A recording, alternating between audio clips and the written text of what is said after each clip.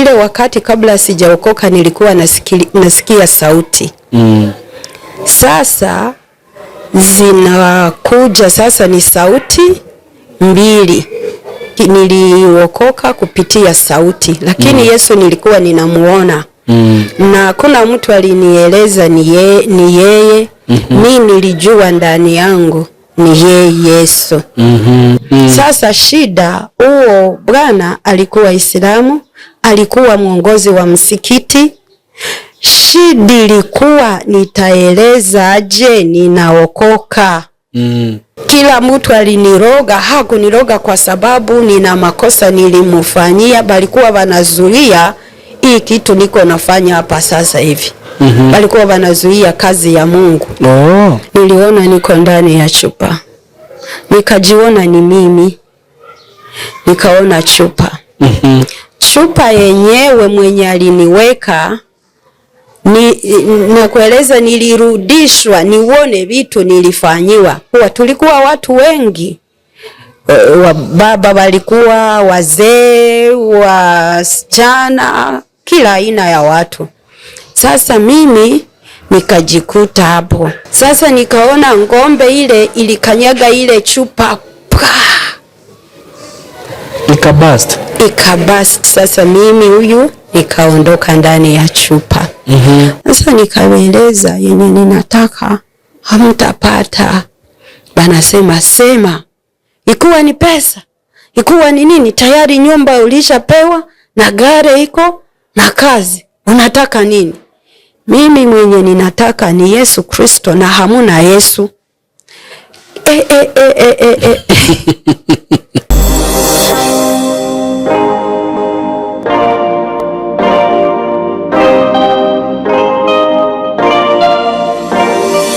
Muda munyita ogeni roreri aito, karibuni sana. Marito makwa ngetwo Simon K, na ndina mutumia ndinake muthenya wa umuthi, na mutumia ni turakoretwo na rugano rwake last week na ara gitutariria rugano rwake uria makirehania na aciari ake, uria makorirwo mena bara na baba wao, uria ainitiatirio witchcraft ni na gikorwo murogi uria yani rugano rurari rurito muno na twakinyire mwena wa deliverance, na ngwiciria hau riu ha mwena wa deliverance niho mburi ikuire tatha.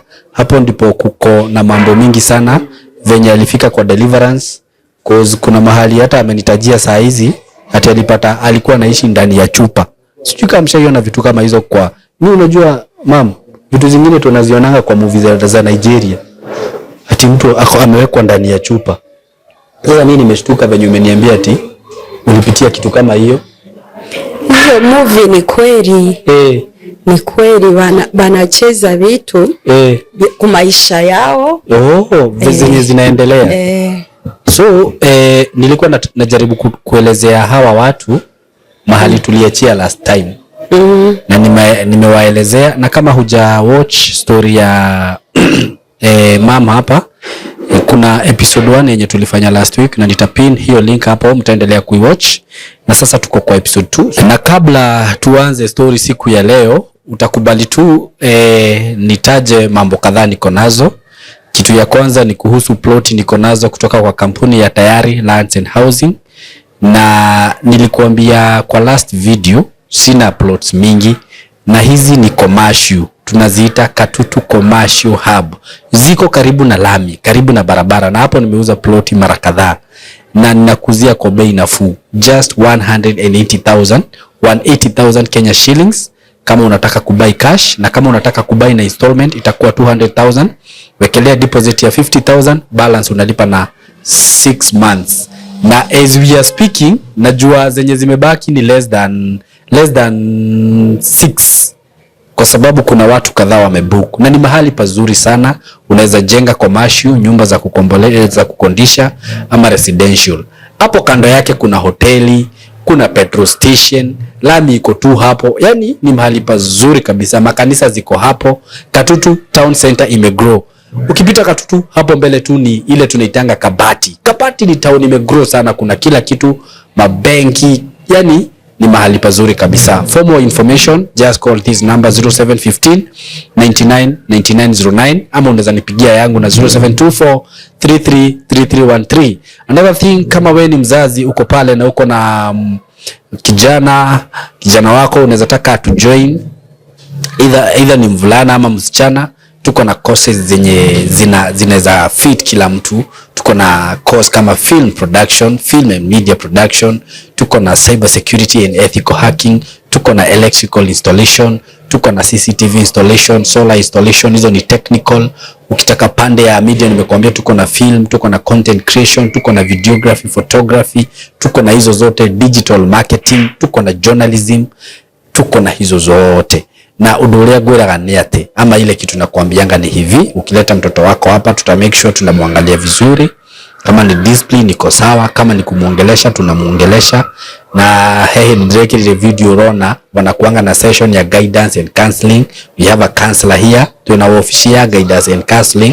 Kwa hivyo mtoto akikuja hapa, hata kama alikuwa amepotea kidogo, kuna mwenye atakuwa namuona na muongelesha. Akikuja hapa kama ajielewi Kenya ataka kusoma, ataongeleshwa pia, ajue kitu yenye anaweza fanya na imsaidie. So hapa tuko equipped vizuri, yani tunataka kuangalia our students, tunawaangalia vizuri, our watoto tunawaangalia vizuri, because even us we want to leave a legacy. Ati tulikuwa hapa as Kaimo Creative Training Institute, tukamenta watu wakakuwa watu kwa hii society. So waleteni hapa. Na kama wewe uko diaspora na unaweza taka kujiunga na course yote yenye unaweza fanya, maybe like video editing, maybe like digital marketing, journalism, vitu kama cyber security and ethical hacking, vitu za IT, vitu kama software development, unaweza tupigia simu kwa sababu hizo ni vitu unaweza soma online. So mko karibu sana. Namba yetu ya simu ni 0724 333313. Mama atatusalimia na from there tutaendelea kutoka mahali tuliachia last time. Thank you so much. Karibu. Asante. Na wasalimu katika jina la Yesu Kristo. Sauti. Kwa majina ni Kaitesi. Zulaika. Yes. Ninaokoka. Yesu ni Bwana. Amen. Sasa wakati niliokoka, Yesu nilieleza vile Yesu alinipokeza yeye. Nilipokea Yesu kupitia alijitokezea kwangu, akasema niokoke, nikaokoka. Sasa niendelee kusema vile niliona wakati niliokoka. Kuokoka yangu nilikuwa nakanda ile wakati kabla sijaokoka nilikuwa nasikia sauti. Sasa zinakuja, sasa ni sauti mbili. Niliokoka kupitia sauti, lakini Yesu nilikuwa ninamuona. Na kuna mtu alinieleza ni yeye.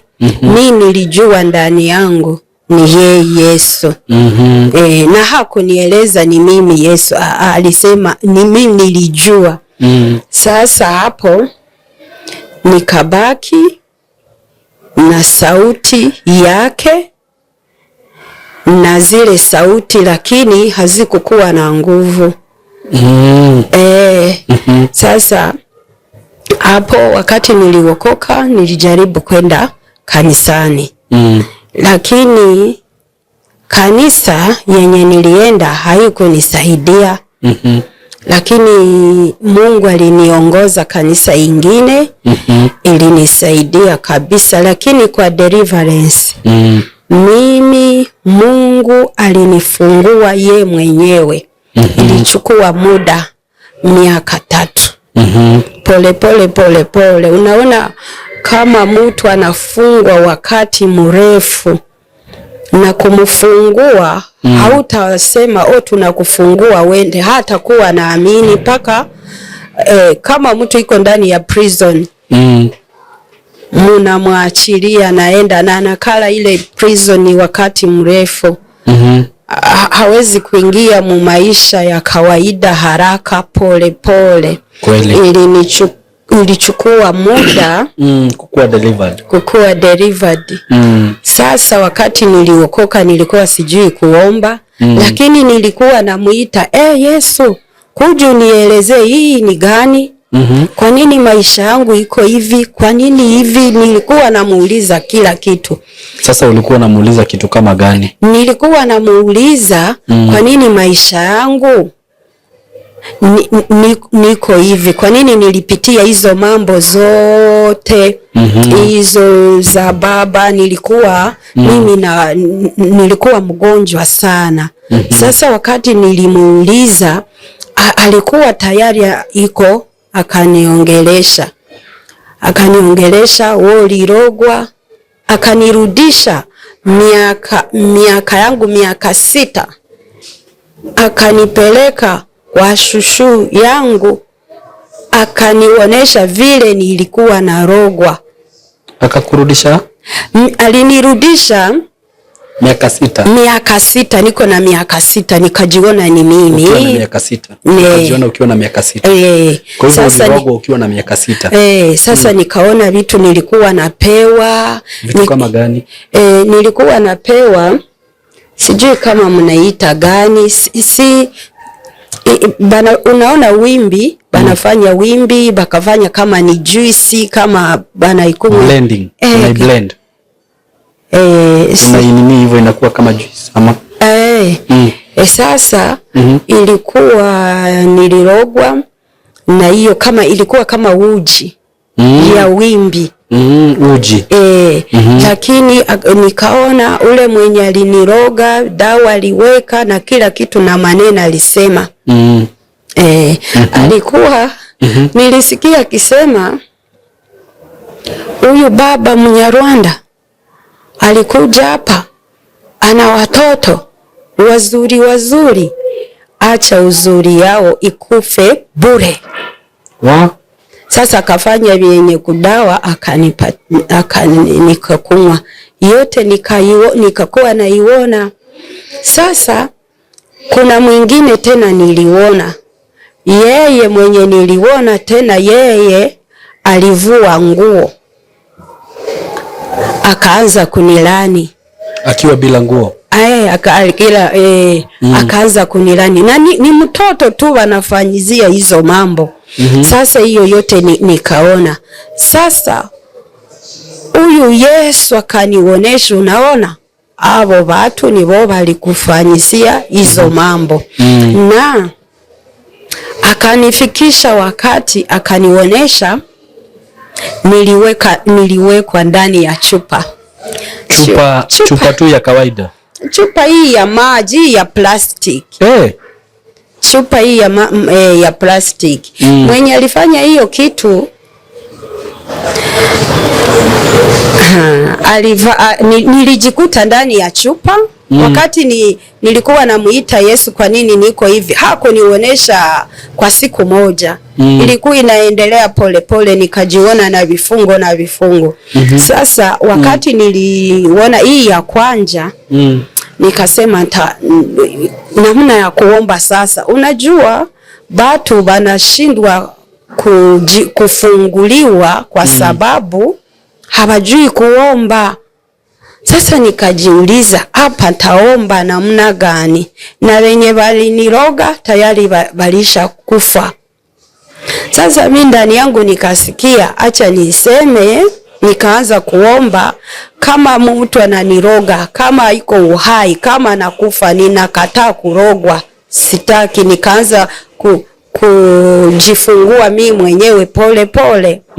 Basi hapo inatoka pole. Na kuna kitu kingine niliona, kama unajikuta, nitazungumzia sana ndani ya chupa. Mtu kama unajikuta ndani ya chupa, kabla haujaona unaondoka ndani ya ile chupa, usiseme nilishafunguliwa, vinaonekana kwa sasa. Kama ninaomba wakati mrefu, wala ninaombewa wakati mrefu, kwa sasa nilishafunguliwa. Inakuwaga bado mpaka ujione we mwenyewe unatoroka ndani ya ile chupa, wala chupa wanaifungua. Unaona unaenda. Sasa acha nizungumzie juu ya chupa. Wakati nilijiona ndani ya chupa na nilijua mwenye aliniweka. Ni nani alikuweka? Alikuwa rafiki ya mama. Na huo bibi alichukua bwana akamgeuza bwana yake. Rafiki ya mama yako? Rafiki ya mama yangu. Akachukua bwana, achukua baba yetu. Ndiye aliniweka ndani ya chupa. Sasa wewe alikuweka kwa nini? Sijui na mimi nilikuwa najiuliza, Mungu, mbona kuna mtu ajanituma kitu nikatae kumfanyizia?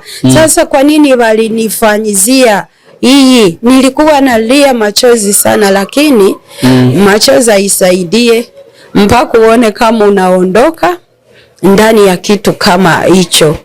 Sasa yeye, unajua aba barogi bana roho mbaya.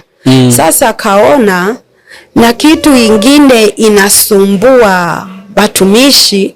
Unaona mtoto kama ananyota kali na waka sana, inaleta barogi kumroga sana, bazuie ile muito. Kila mtu aliniroga, hakuniroga kwa sababu nina makosa nilimufanyia, balikuwa wanazuia hii kitu niko nafanya hapa sasa hivi. Balikuwa wanazuia kazi ya Mungu. Vile balikuwa balipenda kumuua Yesu kabla hajamaliza mwito wake. Uliona Herode alituma waue watoto yote na Yesu atakufa ndani ya wale watoto. Kama mtu ananyota inaangaza sana, barogi wanaiona, inawasumbua. Sasa wakamua kumwendea. Na kama nyumba kunazaliwa mtoto, ule mtoto kila mtu ana nyota yake. Ule mtoto na kesha atakuwa mtumishi. Sasa aba barogi kwa kwenda kuroga banaona mnyumba fulani kuna kitu si kawaida. Kuna nyota kali na waka kali. Wakati nyota inawaka sana, inazuia makazi zao. Sasa wakati inazuia makazi zao, banaamua kukuroga. Wakati banakuroga, banafanana banaifunika. Isikuwe inawa expose. Hiyo ni ilikuwa shida yangu. Sasa mambo ya kuona niko ndani ya chupa. Niliona niko ndani ya chupa. Nikajiona ni mimi. Nikaona chupa. Chupa yenyewe mwenye aliniweka, nakueleza nilirudishwa nione vitu nilifanyiwa. Alikamata super glue. Super glue unajua? Anaweka kwa hii mfuniko ya chupa. Sasa anaifunga mzuri ule mtu asitoroke. Anakamata kamba. Hii kamba wanafunga nayo mambuzi. Anapeleka kwa muti juu, na ile muti inakaa kama nyumba. Na mvua haiwezi kufika hapo, kwa sababu mvua ikafikia hiyo chupa, iki kikamba kitaoza, kitaregea, chupa inaweza kufunguliwa, wali inaanguka chini, mtu anaweza kufanya nini? Kuikuta na ifungua. Kuna sasa acha nizungumzie hiyo vizuri. Sasa mimi kuona niko ndani ya chupa si kufurahia, na nilikuwa naona maono hivi, nikaiona leo ninashtuka, nikawaza. Sasa ukilala ama inaweza kuwa ndoto, inaweza kuwa maono. Mimi ninaona ndoto, nikaona maono live, niko macho. Ninaweza kuona kama hapo nikaona kitu ingine, lakini nikajua ninaona hii. Ilikuwa inaweza kuwa ndoto, inaweza kuwa maono, na kuna akili ingine nilipata kujua. Sasa Wakati niliona niko ndani ya chupa, nikauliza nitatoka aje mwa hii chupa. Nikaanza maombi. Ilipita miezi miwili niko naomba kutoka ndani ya chupa. Nikarudishwa kule, nikaona kulikuwa upepo sana na mvua ilikuwa inapiga. Sasa kwa sababu kuna upepo iliweza kufikia ile kamba ililegea. Kulegea ikafanani naoza. Hiyo kamba upepo ilikuja mingi sana na inarusha hiyo chupi na itupa mbali. Tena kuifuatilia hiyo chupa nikaona iko mahali fulani. Juu ilikuwa inawaka kali. Okay. Ile chupi kaanza ku expand. Sasa nikaona Mungu, sasa hapa taondoka mwa hii chupa aje? Ni nani atanifungua? Hapo nikashtuka. Basi hapo ilipita siku nikakuta tena ile chupa na niko ndani. Niliona zilikuwa ngombe. Kwetu kuna kuaga wachunga ngombe sana. Ngombe zilikuwa zinatembea mwa hiyo area. Sasa nikaangalia, Mungu, ni nani atanitoa ndani ya hii chupa? Niko pembeni, niko naona chupa ile na niko ndani.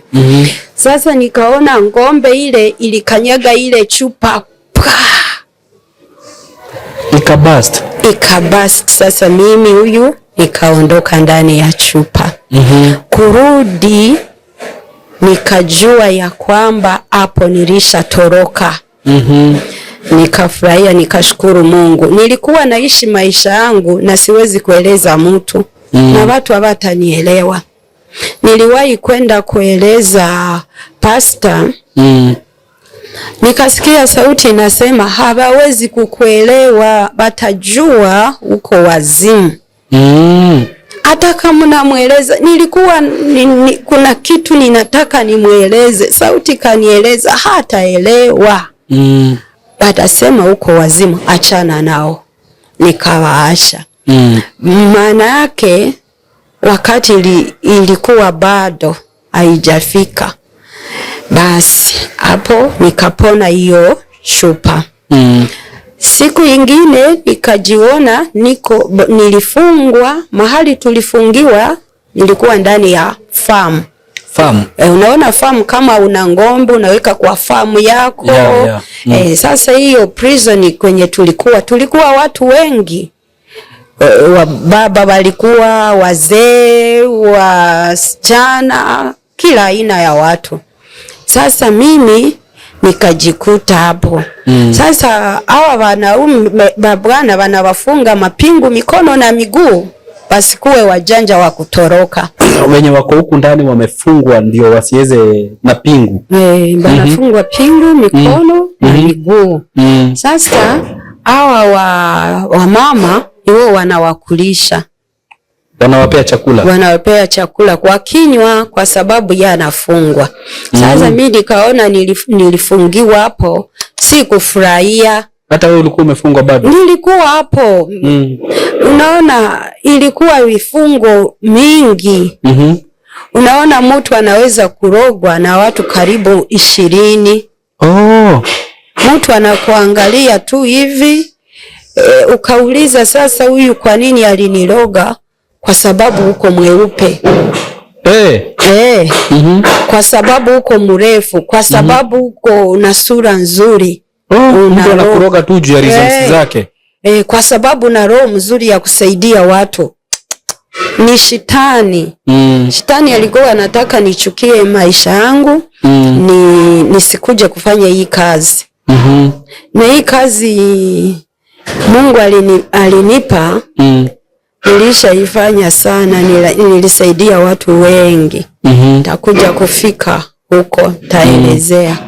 Sasa hiyo farm si kuchelewa hapo.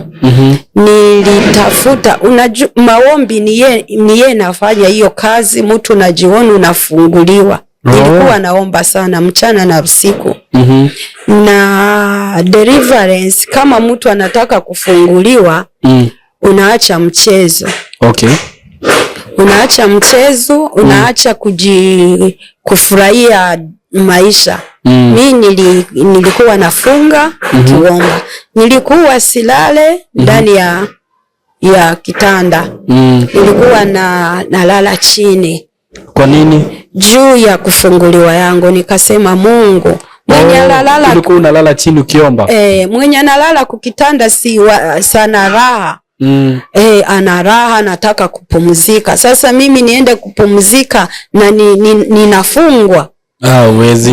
Na vifungo yote nilikuwa naona, ilikuwa inanishtua. Nilikuwa napiganisha nijione ninatoka mali hapo.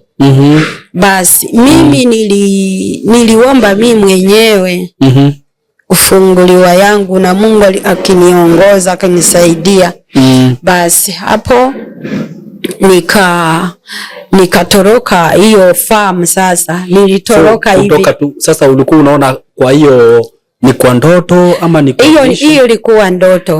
Ukaona umetoroka kwa hiyo farm. Sasa kutoroka yangu, maombi, kama mtu anaomba, unajua sengenge ile bana sengenge. Sasa ilikuwa inafungwa vizuri na sengenge, lakini maombi niliomba ilifanya zile sengenge zizeeke, zinazeeka. Nilishika ingine chini, yingine naipandisha juu. Nikatoroka. Na nini na pingu mimi sikuwekwa.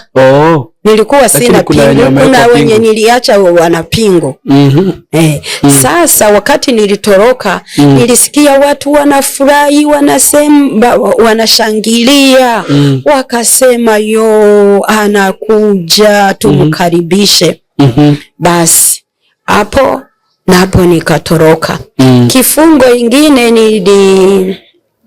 niliona ninafungwa, unajua spider. Sinapenda sana hapo kama hapo. Sasa hapo nilijiona nilifungwa tena na makamba ya hiyo spider. Kuanzia chini mpaka juu kukichwa. Sasa kuna watu wanajua, kuna mtu unaweza kuwa unatembea unasikia kama makamba ile ya spider. Sina kuona na fanya hivi haiondoke. Ukafika kule unataka kuiondoa haitoke. Sasa nilijikuta mimi nilifungwa hiyo kamba, nilifungwa vizuri sana mikono na miguu, nasimama mahali. Sasa hii ni kifungo ingine. Ni kifungo ingine. Wewe ulikuwa na vifungo mingi sana. Mingi. Na watu wana vifungo mingi. Kwa hivyo unaweza pata mtu labda anaombea kitu, labda amefunguliwa kifungo moja, anashindwa kwa nini? Basi bado kuna kifungo ingine. Unajua prison ya shetani ni hivi, iko sawa, unaingia mgeti fulani, hiyo geti ana apartment na hii inaweza kuwa na mavifungo 7. Ukafunguliwa mwa hii mpaka kufunguliwe na mwingine. Unafunguliwa mpaka utoroke na ile gate, ile main gate. Utoroke. Sasa hapo utakuwa unaachiliwa uhuru. Basi hiyo kifungo nilijikuta ninasimama hapo. Sasa nilijaribu kujifungua. Wakati ninajifungua binabaki kumkono hiyo ya cobweb. Wakati ninajitoa inabaki. Sasa nikasema sitaweza. Sasa nikarudi nikiomba Mungu, nataka nifunguliwe. Kenye akili yangu Mungu alikuwa ananiwekea akili ya kuomba. Nikasema Mungu, sasa si unaumba kila kitu, si una spider zingine huko juu, so unaweza kunitumia hiyo nyingine inajua hii kamba inifungue. Sasa nilikuwa nikiomba, inapeleka muda na nilikuwa nafuatilia maisha yangu. Kuna watu wanaomba, naweza kuomba tu akazani ninaomba wakati mrefu, sasa ninafunguliwa. Mpaka uone unaondoka mwa ile kifungo. Basi ilichukua muda, nilikuwa naomba nalilia Mungu nifungue, kwa sababu na hii nilijifunza sana hii spider sana. Na vile inafunga hiyo ni kifungo mbaya sana ya spider. Kwa sababu haionekane, iko soft, lakini si kama pingu. Hiyo pingi inaonekana, lakini inafanya hivi kama zigzag. Sasa wakati ni mingi kuanzia kichwa mpaka kule chini kwa miguu. Sasa nikiwa naomba, ilifika muda nikaona kenye nilimuomba Mungu alinitumia spider nyingine. Sasa nikaona hapa kukichwa kulikuwa kwenye ilifungia. Nikaona wanakaondoa, inakuja inaondoa. Wakati nilifunguliwa nikaona macho yangu sasa inaanza kuona vizuri. Ulikuwa umefungwa hadi macho? Kuanzia hapa kichwa mpaka chini kwa miguu. Sasa hapo nikaendelea kuona inafungua, nikaona shingo naweza kuigeuza hivi. Ikafungua ikafika kwa mikono, nikaona mikono naweza kujinyorosha vizuri mpaka kule chini, nikaona ninafunguliwa. Basi maisha yangu iliendelea. Sasa hapo kufunguliwa, nilisikia kitu Mungu alinieleza. Alinieleza ninakufungua, uende ukafungue wenzako. Maana yake kazi yangu Mungu aliniitia ni ya deliverance. Na hiyo deliverance kuifanya mimi hainisumbue, kwa sababu nguvu si zangu, ni za Mungu. Mwenye alisema we sasa na kugeuza daktari. Niliona nilipewa mashindano ya aina 3. Sasa akanieleza pia uende kashone maroho za watu. Sasa hapo nilifunguliwa. Nilikuwa sijajua kama naweza kuombea mtu apone. Lakini kenye kilinishangaza, nilikuwa naweza kuona kama unauma tumbo. Nikakuangalia nikaona unaumwa tumbo. Kama tumbo inakuuma. Nikauliza unaumwa tumbo?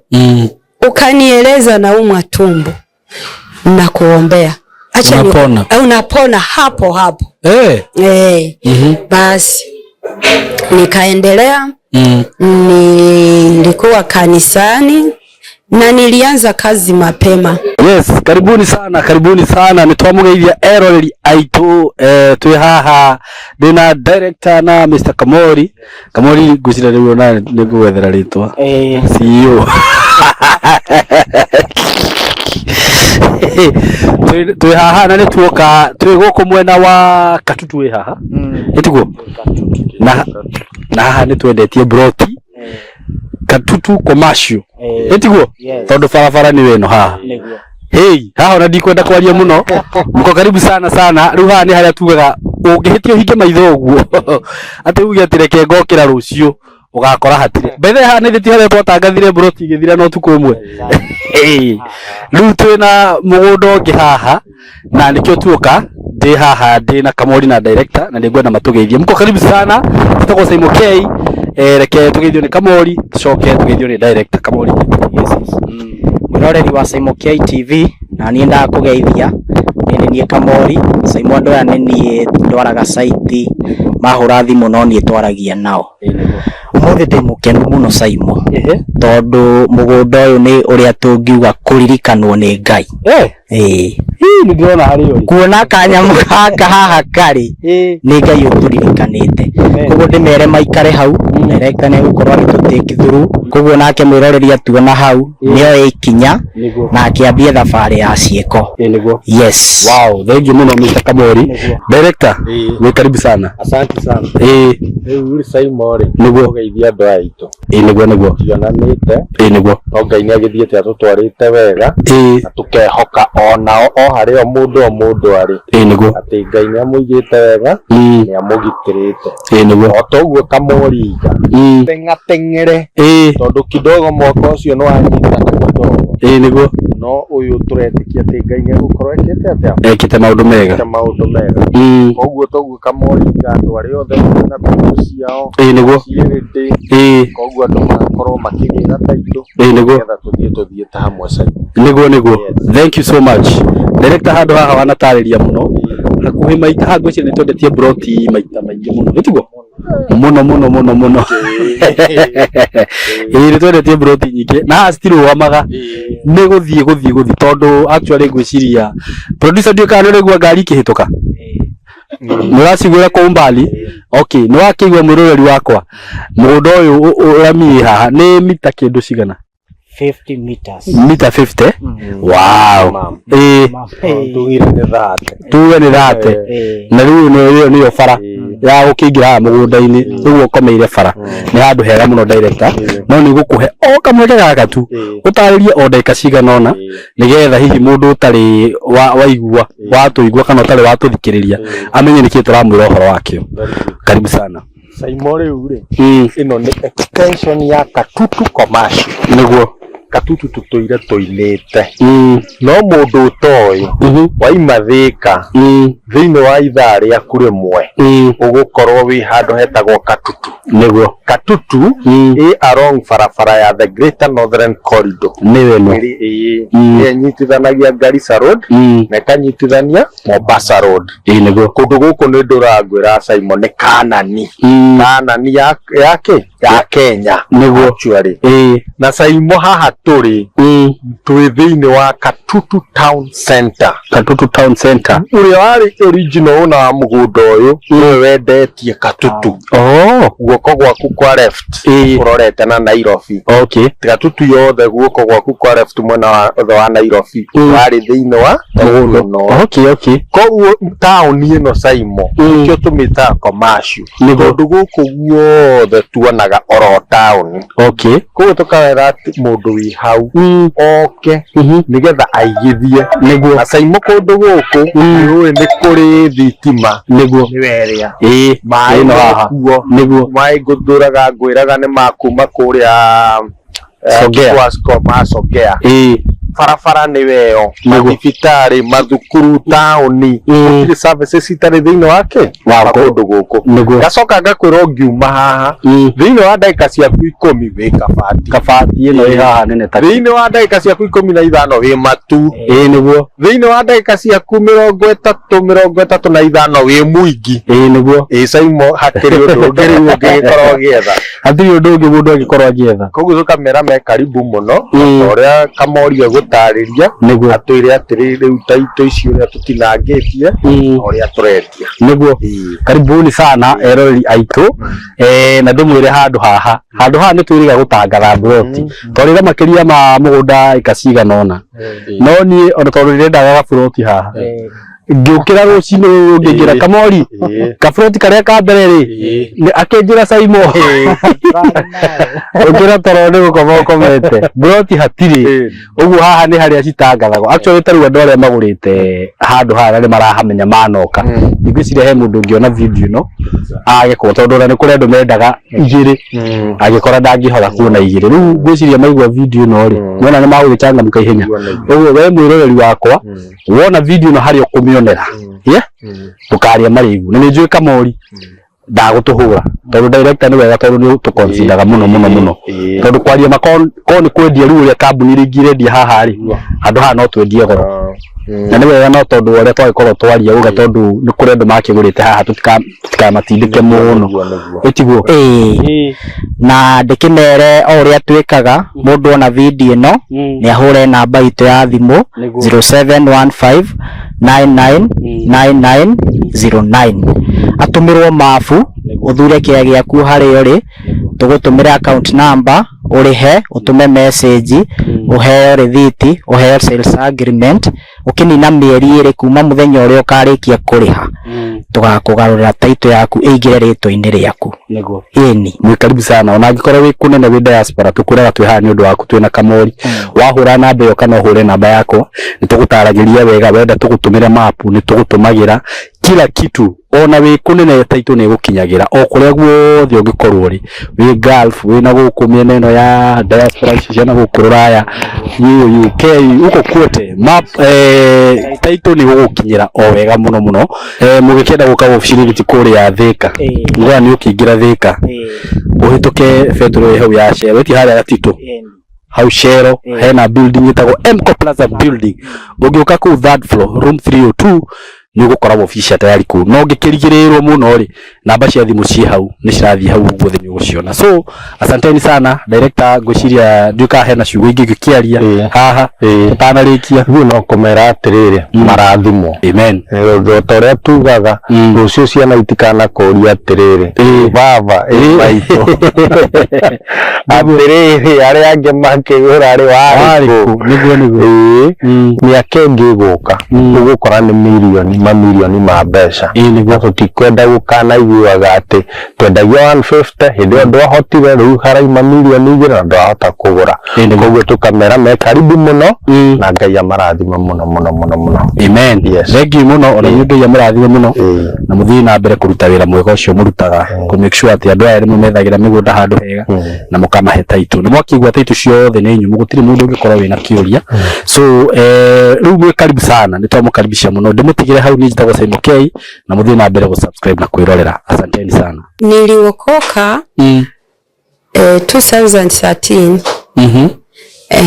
nikaanza kazi nilikuwa naendelea na kazi na niko nafunguliwa nilianza kazi mwezi ya 7 kazi ya kufungua watu ya kuombea watu unaona hii kipawa ilikuwa ndani yangu sasa shetani akataka itumie kiwango yingine sasa wakati niliokoka niko ndani ya kanisa tunaenda kuhubiri injili wakati tunaenda kuhubiri injili kuna hitajiwa watu wa kuombewa sasa mimi nilikuwa nashangaa pastor alikuwa anasema Kaitesi uombea mtu fulani sijui kama alikuwa anaongozwa na Mungu na mimi nikasema watu ni wengi ni mimi nitamuombea mimi nikasema nitajaribu nikaombea mtu anapona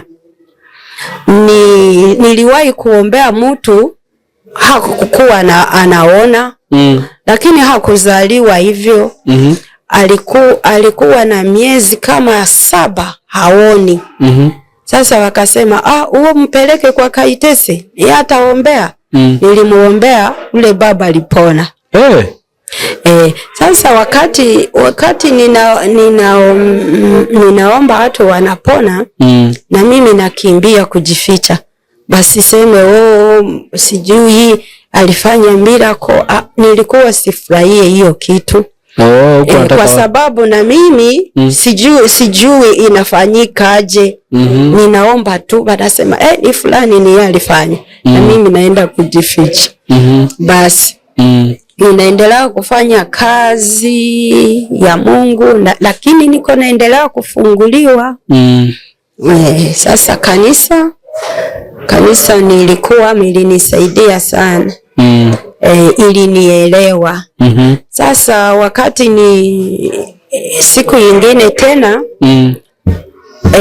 kulikuwa mama alikuja na mtoto mdogo miaka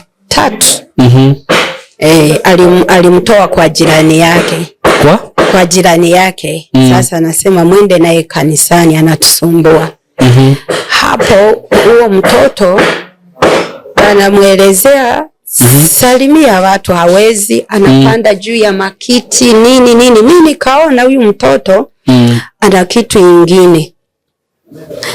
Nikaeleza mimi nitamuombea. Nikampeleka nje kwa sababu alikuwa anapiga kelele sana. Niliombea ule mtoto, mimi nikaeleza huyu mtoto yenye anaona si kawaida. Unaona kuna watoto anaweza kuangalia hapo, kumbe anaona TV, anaona film, shetani anamuonesha kuua watu, kufanya nini. Sasa huo mtoto nikaoneshwa vitu, anaona anafundishwa mambo mbaya. Mtu anaweza kuwa na mtoto, unaona mtoto unamweleza kaa chini, anasimama. Kaa chini, anasimama, mkiti anapanda juu, iko vitu anaona, na kupiga range yake hata piga kama hata kuwa kama mtoto. Anapiga mpaka damu itoke. Anaweza kamata msumari, anadunga mwenzake ndani ya jicho. Sasa vyenye anaoneshwa, shetani anamfundisha kuua mapema. Hujawahi kusikia mtoto anaua mwenzake? Nimesikia hizo. Sasa huo mtoto wakati nilimwangalia, nikaona vitu anaona si kama si wa hapa. Ana inchi yake. Na watoto banaletewa kama screen hapo, anaona anajifunza. Sana hiyo kitu kwa wazazi inatoka ndani ya TV. Vyenye anaona ndani ya TV vinakuwa reality sasa. Anageuka mtu mbaya. Sasa huo mtoto niliombea ilikuwa shida, lakini kwa sababu si mimi nilijituma. Wakati nilikuwa naanza, ninamuita Yesu, unaona kazi hii ni yako, kujifungue watu. Na ninaanza maombi na ninaona mtu anafunguliwa. Ilinipeleka masaa mawili kuombea huo mtoto kukua uhuru. Alikuwa anapiga kelele sana, watu wanasema mwachilie. Nikasema bado siwezi mwacha kwa sababu bado. Nikamuweka kwa kifua, nilikuwa naona wakati namuweka kwa kifua anasikia moto. Akalia, hata piga kelele. Sasa hii ni physically. Kukanisa, hata piga kelele, mapepi seme ni mimi mtu fulani ninataka kuwe hivi. Kufunguliwa ya watoto naitofautisha na ya watu wakubwa. Analia, mniache. Sasa mimi sikumwacha, nilimuombea mpaka analala. Sasa hapo walirudi kwao, tukasikia ushuhuda. Unajua mtu anaweza kuona mtoto wake anapona, mama naokoka. Na alikuwa anasema tu bampeleke kanisani asimsumbue. Na mtoto ule alibadilika. Siku ingine kumuona, si yeye, ni mpole, banamweleza kaa chini, anakaa. Sasa hiyo kazi nilikuwa naendelea nikiifanya na niko nafunguliwa. Sasa ilifika wakati pastor nadhani Mungu alimfunulia. Hakukuwa na wivu. Nilikutana na mambo mingi ndani ya kanisa. Kuna kanisa ingine lilikuwa kabla sijaingia hii, ilikuwa na wivu. Sasa wakati ninaombea watu, wakati tunamaliza kanisa, watu wanapanga laini, tunataka kuona kaitesi. Pastor wanamwacha ndani. Sasa pastor nasikia wivu sana. Sasa na huo pastor alinisaidia wakati nilikuwa sipende kusema, kutoa ujumbe, kama ninaona hii mtu fulani, ninaona hii fanya hivi, acha hii. Sasa wakati nilikuwa na kama nitasema neno la Mungu, kama Mungu anahitaji kitu fulani kwa watu, mfanye hivi, mwache hii. Sasa huo pastor alinisaidia. Lakini alinisaidia hivi. Sasa wakati kama nitasema, nilikuwa nasikia sauti mbili kwa sasa. Ile nilikueleza. Ninasikia sauti ya shetani, nikasikia na sauti ya Mungu. Sasa sauti ya shetani nasema, usiseme utapata haya.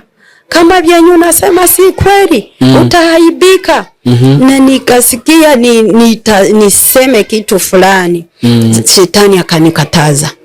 Mpaka hiyo siku nilikuwa natoka nje, ninakaa nje, wakati ninaingia ndani ya kanisa, nikaanza kusikia nieleze. Sasa pastor akaitisha, mumuleta hapa. Akashukuru Mungu, akasema, Mungu tunakushukuru kwa sababu huyu dada alikuwa Islamu, unamchagua. Lakini hajaelewa vizuri. Alinigusa kukichwa, anasema, Roho Mtakatifu, zungumza nasi kwa upole, na unajua nasikia haya. Akaniombea mzuri. Sasa anasema, mpe microphone aseme. Hapo nikaanza kueleza kitu ninaona. Lakini ile wakati wa kunisikilia wivu, kwa sababu kama mtu anakuja, si kuombea watu tu, anaweza maonyo, kumuonye, fanya hivi, uomba hivi, we msamee fulani na fulani. Basi hapo kamweleza, akaenda akafanya hiyo kitu, anashuhudia. Sasa hiyo watu wanapanga line kwangu na niko nje. Pastor nasikia wivu. Na watu walikuwa wanaoneshwa, wanasema, Kaitesi, nilioneshwa. Nilikuwa sizae, lakini ulinipasua tumbu, ukatoa vitu waliniwekea na ukaniachilia, na nikasikia nitazaa. Nilioneshwa. Sasa watu wanaanza kutoa ushuhuda. Wanaoneshwa juu yangu. Sasa ule mama kanieleza, niombee vile uliniombea kwa maono yangu, nione kitu kitafanyika. Na mimi nikamuombea.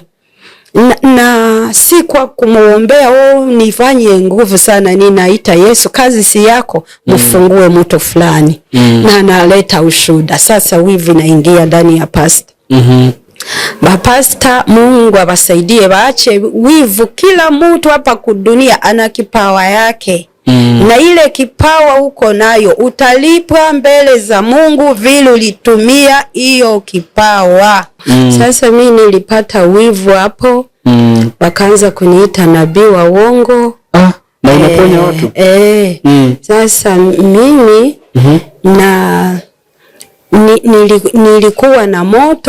nilikuwa na moto hivi, ninaona na ninaweza kuombea mtu kenye ninaona kinatoka kwake, vile ninakiona venye tu ulikuwa unaona ukiwa huko kwa kwa uganga.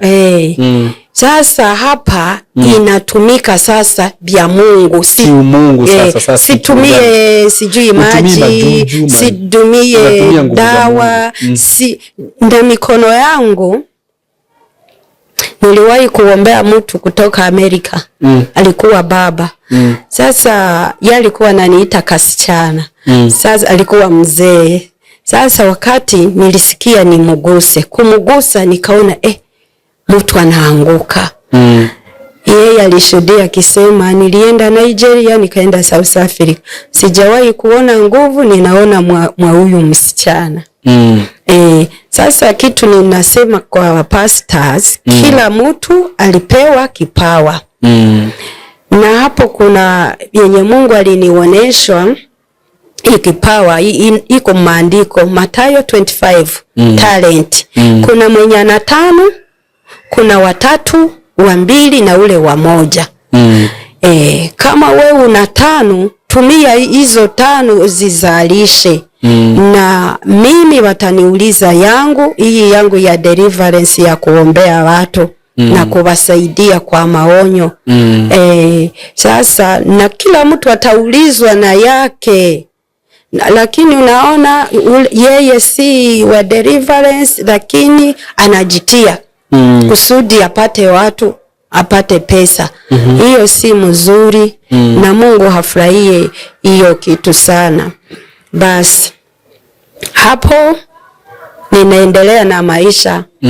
Sasa huo pastor kaanza kusema, huyu nabii waongo tutamfukuza ndani ya kanisa. Ndani yali niwombea. Sasa kiwivu wakati kilimuingilia, akaanza kuniita nabii wa uongo. Na Mungu alikuwa ananipa ujumbe. Mungu ananituma sana kwa pastors na siwaogopi. Hata kama ni pastor gani, mimi naenda vile ninatumwa, ninamweleza yote, ninamaliza, natoka narudi kwangu. Hapo lakini hiyo yote niko naifanya, niko na shida, sina chakula, saa zingine natembeza miguu. Ile vitu mzuri nilikuwa nayo niliacha. Sasa wakati niliingia kwa wokovu, nilifanya ahadi na Mungu, nikasema, Mungu, unanitoa kule, sitarudi nyuma, afadhali nilale nje. Siku zilifika, sina pa kulala. Nikaanza kuwaza, sasa nitarudi kwetu. Sauti kanieleza, watu mnabadilika. Ulisema hutarudi nyuma, afadhali ulale nje. Sasa nikasema ndio sitarudi, afadhali nilale nje. Sasa nilikuwa ninaombea watu wanapona na ninaendelea, sina chakula. Ni shida. Ninaona training Mungu anapitisha watu wake, ni njaa na kukosa chakula, mavazi, hata kiato, hauna kiato. Kuna siku nilitembea miguu chini. Na niko naombea watu wanapona. Unatembea mguu tu? Mguu, sina kiato. Nilikuwa navaa kiato iliisha. Sasa wakati ilipasuka, sasa nikasema nitavaa kiato moja, acha nitoe yote, nivae mguu, nitembeze mguu. Na nilikuwa sina kazi.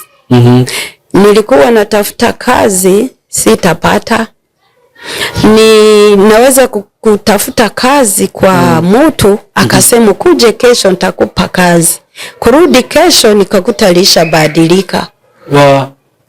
Anageuka. Sasa sina chakula. Sasa nilikuwa Mungu alinikataza hata kuomba. Siniko na njaa. Nione mtu niseme nisaidie nikule. Alinikataza. Anasema kama unaendelea kuomba, mimi sitaonekana kwako, acha kuomba. Nikasema Mungu, nataka nikufe na njaa. Sasa nitakula nini na siombe mtu? Basi nikajiamini. Nikasema kama nikukufa, kama nikupona nitapona. Na nikajifunza kitu, nikaangalia, nikasema mbona kuna mtu baliisha zika nisikie banasema fulani alikufa na njaa tunamzika. Hujasikia? Nisijasikia. Nikasema kama wajazika mtu na njaa na mimi sitakufa, taishi. Niliendelea kutafuta mahali naweza kufulia mtu nguo, nipewe chakula. Na bado kuna nguvu ya kupona. Watu wanapona. Na niliwahi kuombea mama alikuja, nilikuwa naenda kukanisa.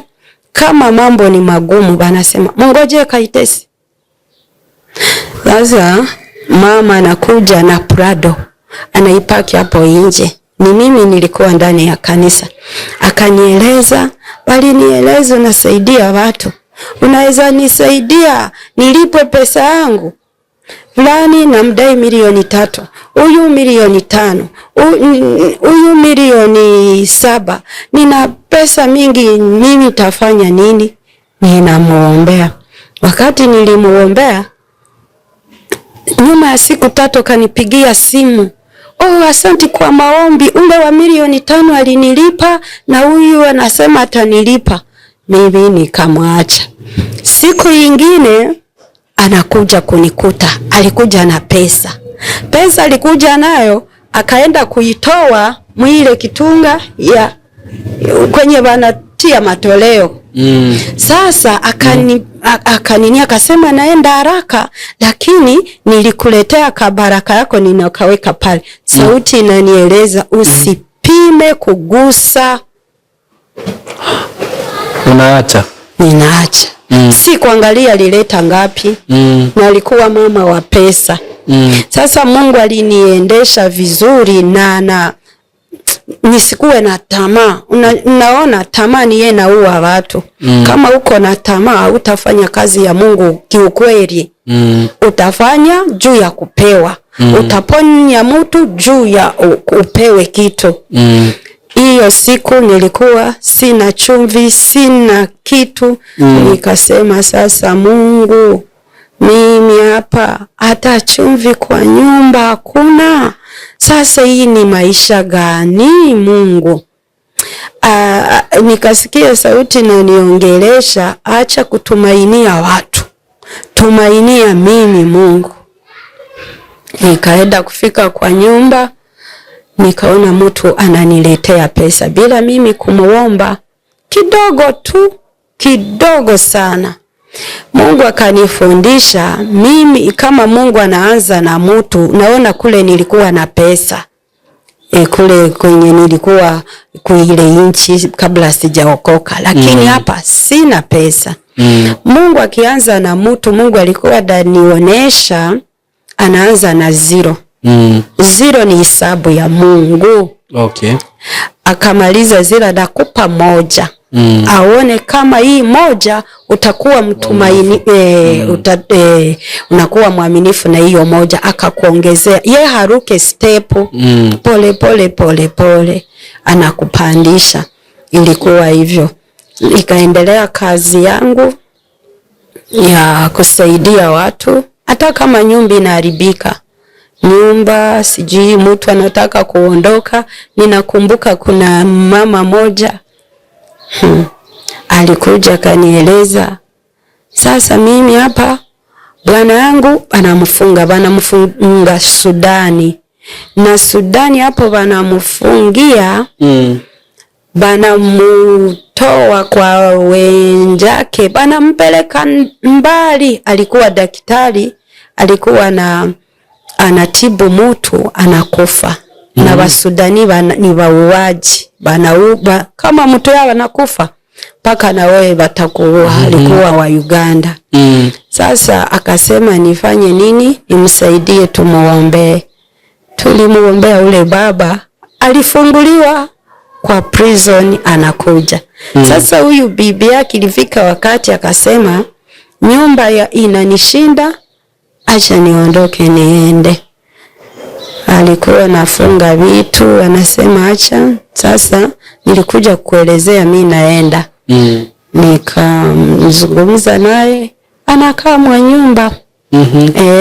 Ataka. Sasa hii wakati yote ulikuwa na bwana ama uko tu?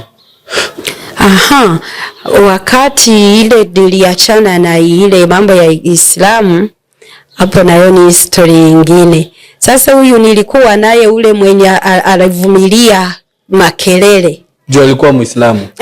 Sasa mliachana? Tuliachana. Sasa wakati niliokoka niko peke yangu. Alikuwa hatuko pamoja. Mungu akanieleza, sasa huyu bwana si bwana yako na hutarudiana naye, na ukapima utakuwa unafanya uzinzi na usharati, na wazinzi na washarati hawatariti ufalme wangu. Sasa mimi nikajiuliza, hapa mtu hatujagombana na alinivumilia mambo mingi, tutaachana aje? Si unaweza kumuokoa? Si umuokoe? Nilikuwa nalia sana Mungu amuokoe. Mungu hakupenda kumuokoa. Nikaona baono niko nalia, mtu akakuja kanieleza, huku unalilia mtu, utalia mpaka. Sasa nikasema kuanzia leo hii sitamulilia. Kama unapenda umuokoe, kama hukumuokoa basi hakumuokoa. Sasa shida, huo bwana alikuwa Islamu, alikuwa mwongozi wa msikiti. Shida ilikuwa nitaeleza aje ninaokoka. Sasa nilikuwa namuombea aokoke. Hakuokoka. Ni mkubwa wa nini? Wa Islamu. Ni shehe. Ni shehe, alisoma Madina. Sijui yote alifanya, alienda na Misri kusoma. Huyu hawezi okoka sasa. Sasa lakini Mungu anaweza muokoa. Mungu alishafariki. Mungu alinitoa mwa hiyo mikono, niko ndani ya Waislamu katikati. Lakini alifariki. Na kufariki yake nilijua. Si nakueleza, ninajua kitu, nikajua fulani itakuwa hivi. Ile kipawa ilikuwa inatumika kwa shetani. Shetani yeye ni muizi, alikuja kuiba, kuua na kuharibu. Sasa alikuwa anaiba hiyo kitu ni itumie kule kwake, lakini inatumika hapa kwa Mungu. Sasa wakati huyu baba kujua mimi ninaokoka, huyu bwana yako Mungu alionionyesha maono, nikaona ananipangia supermarket kubwa, ina vitu vya silver vizuri. Sasa bakanichagulisha, bakasema nichague wokovu wala nichague kukaa mwa ile supermarket. Nikasema na ile supermarket ni ya Muislamu, yeye alikuwa na pesa. Sasa nikasema nitaokoka, nitakuwa na nitamhubiri Injili na yataokoka. Kutamani vitu, mtu akanichagulisha, chagua supermarket wala uchague wokovu. Mimi kwa hiyo ndoto nikachagua, ninachagua wokovu. Mwa hizo siku alinipigia simu akasema ananipangia duka kubwa. Huyo bwana yako? Yeye sasa nilikuwa Uganda, yeye iko Rwanda. Sasa na ile duka kubwa akasema niende. Mungu aliniruhusu niende. Sasa kufika kwa ile duka kubwa, iko karibu, ni center, barabara ingine inapita hivi, ingine inapita hivi, duka iko hapa. Ile nilikuwa wakati ya kutumika, nilikuwa naweza kutumika kazi mzuri. Sasa nikasema hii duka mimi sitaweza. Sasa hapo si mimi ninaokoka na Mungu ananikataza asikuwe bwana yangu hapo. Sasa mimi nikamweleza ninatafuta rafiki yangu niende kule kwake, ananiita. Nikaenda kwa rafiki, kumbe rafiki yangu alikuwa muombaji. Nikamweleza sasa mnisaidie, mimi nilikuwa Islamu ninaokoka. Sasa huyu baba nitamweleza namna gani ninaokoka na unajua Waislamu. Tuliomba siku zilikuwa 2, akanieleza ninaona Mungu anaweka zipu kwa kinywa yako, ya kusema utasema, kama si ya kusema utasema. Nilienda sasa kufika kwake nilikuwa naogopa sana. Kitu Mungu alinifanyia, alinivalisha sura nyingine. Mimi nikaingia, yanatoroka. Mimi nikakaa kukula, yanatoroka. Nilikuwa nyumba yake, sijui alikuwa naogopa ndani ile nyumba. Na nilikapo hakunigusa hivi. Na tulikuwa tunafanya siku hatuko pamoja. Lakini Mungu akanilinda. Siku nikakaa. Sasa siku ya kuondoka nilisikia sauti inanieleza, akupe pesa ya kusaidia na mtoto kusoma utoke. Sasa alinipa hiyo pesa. Pesa yenye alinipa ilibaki pesa kidogo, akasema hii nitakuongezea kesho. Sasa mimi nikasema acha ningojee na hii nyingine. Na sauti iliniongelesha, ilikuwa karibu saa 1, ikaniongelesha uondoka hapa uende. Nikasema na ngoja pesa. Sasa hiyo siku ni ilikuwa vita. Mimi si kwenda, lakini ikaonekana ule mtu alikuwa ananilinda ndani ya hiyo nyumba alienda. Mimi nilibaki kimwili kujipigania mimi na nguvu zangu, si kiroho. Si ila alikuwa ananiogopa. Sasa wakati alikuja mapema, akafanana kama banamfungua macho. Akakuja kunihagio. Akaona ni hiyo siku aliniona. Sasa mimi nikajua sasa hapa na ni usiku saa 2, siwezi toka, hii ni vita. Na ninajua yenye Mungu aliniongelesha. Ilikuwa vita kuanzia hiyo saa mpaka asubuhi.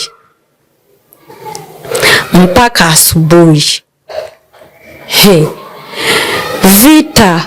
Akakuwa anauliza, sasa wewe ni nini?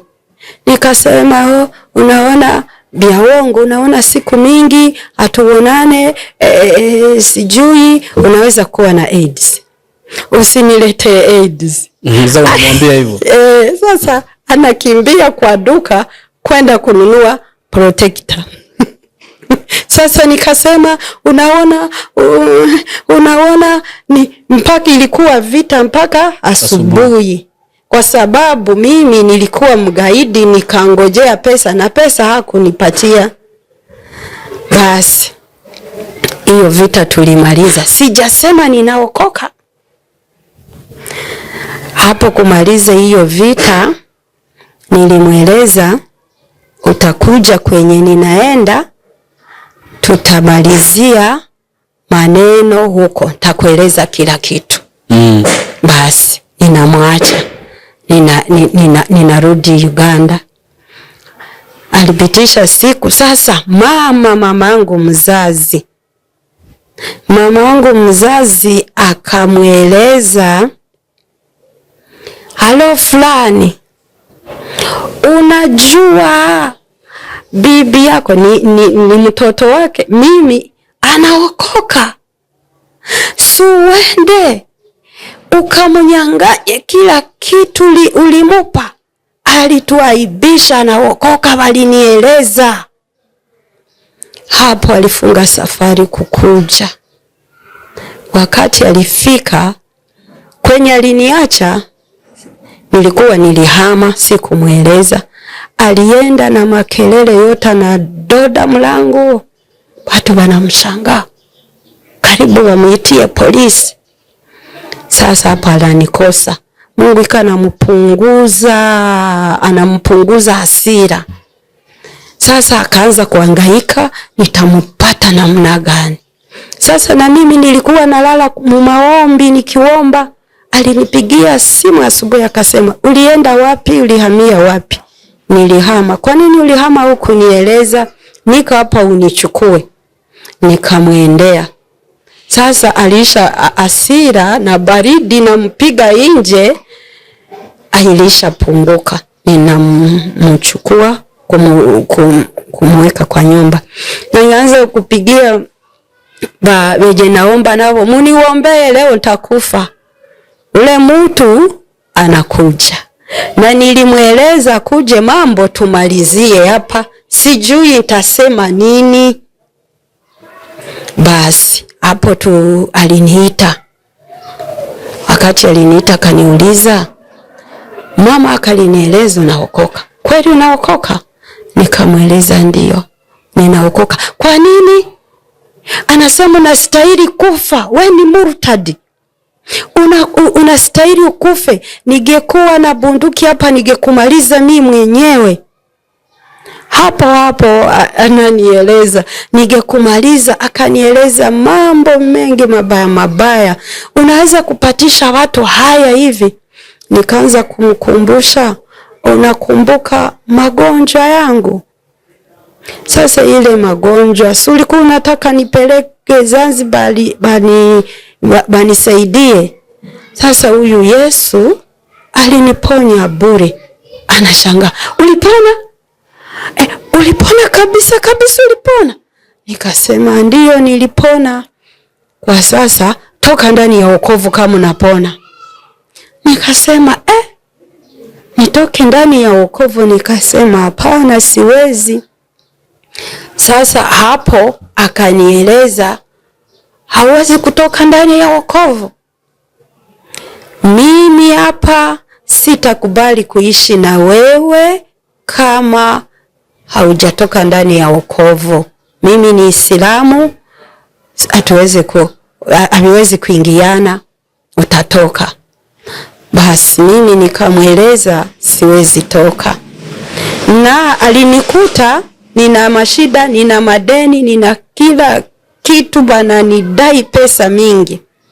Tunamalizia hapo, alienda bathroom. Wakati alienda bathroom, nikaenda nguo zake nifanye nini? Niibe pesa na ninaokoka. Yesu ni wajabu. Kwenda kumbe pesa yake yote alienda nayo kwa bathroom. Sasa nikasema, Mungu nisamee, mimi muizi. Nilikuwa napenda niibe hii pesa na pesa yenyewe haiko. Mungu nihurumie. Nikaanza kutubu. Sasa natoka na pesa yake huko. Anakuja nikamtengenezea chai, kila kitu mzuri, na niko naomba Mungu nisaidie. Sasa ilifika wakati alikunywa chai, akamaliza kukunywa chai, akasema anataka kulala. Sasa kaniita, anasema sasa si unajua bibi na bwana. Nikamueleza, sasa wewe unasema niko maiti, ninastahili nikufe, sasa talala na maiti? Hapo nguvu zinamalizika. Alipiga kelele, alilia kilio, sauti. Nikamuuliza, sasa watu watasikia huko nalia, watasema ni nini? Anasema niko nalia kwa sababu sijui ninamsaliti. Ninamsaliti. Kwanzia hapo na hakukuwa na nguvu za kunigusa. Alikaa siku 3 ikamsindikiza naenda. Sasa akaniita tena kurudi Rwanda. Nilikuwa nafanya siku tunaendelea, lakini sijui mwisho ya hii kitu itaishia wapi. Lakini kizuri ye alisema na kinywa yake hatuwezi kukaa. Unaona kitu nasema na kinywa, tayari Mungu alikuwa anataka nisijiondoe kwa sababu tulikuwa tulifungana ndoa ile ya Waislamu, tukafunga ndoa, tuna kila kitu, tuna certificate marriage, kila kitu. Sasa mpaka yeye aniachilie. Sasa wakati aliniita kule, alienda kueleza Waislamu wengi, karibu 7 kama si 6, bamandevu hivi, bakufunga vitambalo kukichwa.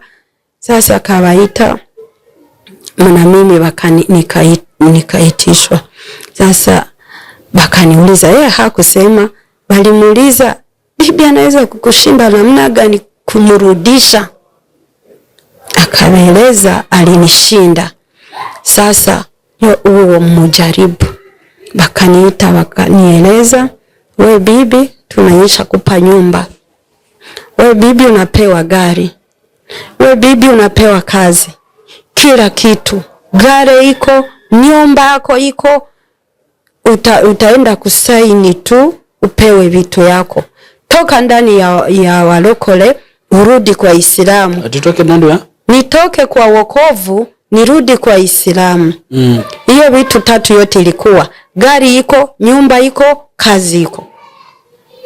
Sasa mimi nikaangalia, nikasema wewe upende nyumba, upende mkuu mzuri, bora nadhani mimi vitu vinanishitua.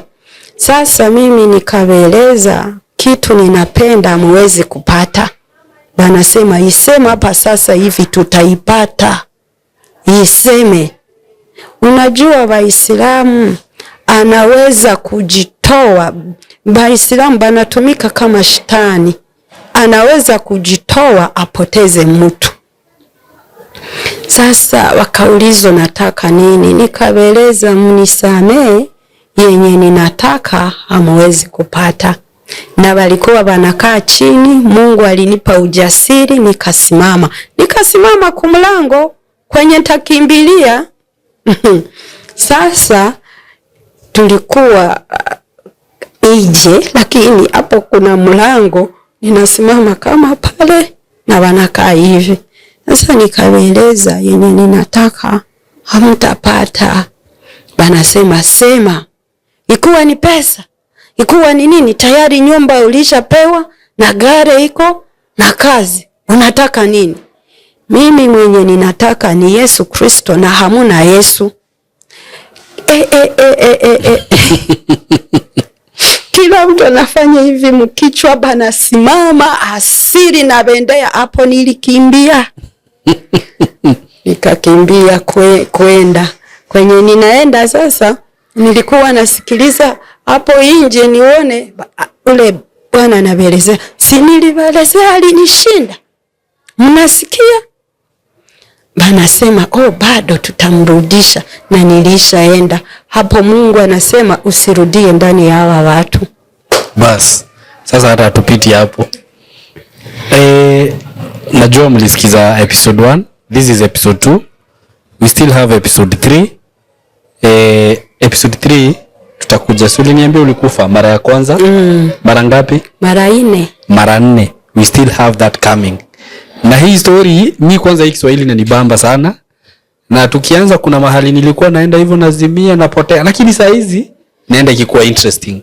Na hata najua umesikia hivyo. So kindly mwache episode 2 iishi hapo. Leo tumekuwa na distraction kidogo kutoka asubuhi, lakini Mungu amesaidia tumeweza kushare hii story, so mtuwie radhi hapo. Utawapea tu namba ya simu mtu mwenye atataka kukufikia. Then tutakuja na episode 3 very soon, as soon as we can. Asante. Wape namba ya simu. Namba ya simu ni 07 01 20 40 04. 07 01 20 40 04. Acha ni confirm tuone kama ni hiyo. Ni 07 01 20 40 04. Hiyo si yenye tunaongea nayo. Hiyo nyingine. Asante. No problem. So majina ulisema ni Kaitesi Zulaika, tumishi wa Mungu. Asante sana. Wow. Sasa mimi nasikia ni kama unaona zile story tunasomanga kwa Bible. Venye wanaitwa tunawaitanga watume. Zile vitu walikuwa wanapitia. Vitu zingine nasikia ni kama hizo. So from here tutaendelea na episode 3. God bless you so much. Tunawapenda. Asante. Hi guys, welcome to Skymark Creative Training Institute, and here we learn film and media production, DJing, creative videography and photography, journalism, ICT and computer studies, 2D and 3D animation, graphic design. We are located in Ruiru OJ, opposite Tatu City, along BTL Road. Unatupata Facebook, Instagram, TikTok and YouTube. Welcome to Skymark Creative Training Institute. Empowering Skills, Creating Leaders.